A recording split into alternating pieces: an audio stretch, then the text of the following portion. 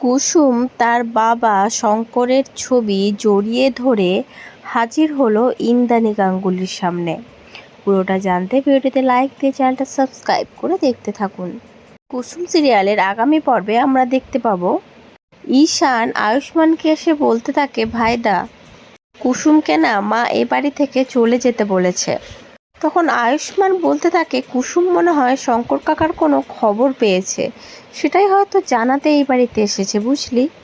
আর অন্যদিকে আমরা দেখতে পাই কুসুম তার বাবার ছবি জড়িয়ে ধরে দাঁড়িয়ে আছে। তখন ইন্দ্রাণী গাঙ্গুলি গিয়ে বলতে থাকে, তুমি এরকম করে ওই ছবিটা জড়িয়ে ধরে দাঁড়িয়ে আছো কেন? শঙ্কর কোথায় গেল? শঙ্করকে তো দেখছি না। কি হয়েছে শঙ্করের? কি হয়েছেটা কি তোমার বলো কুসুম। কুসুম তখন আর কিছু বলতে পারে না, তার বাবার ছবিটা জড়িয়ে ধরে কাঁদতে শুরু করে দেয়। সেই কান্না যেন আর থামতেই চায় না। তো বন্ধুরা, তাহলে কি কুসুমের বাবা শঙ্করের কিছু বিপদ হলো, আর সেটা জানানোর জন্যই কি কুসুম এসেছে গাঙ্গুলি বাড়িতে? কি মনে হচ্ছে তোমাদের? অবশ্যই কমেন্ট করে জানিও। পরবর্তী আপডেট নিয়ে তাড়াতাড়ি আসছি। ধন্যবাদ।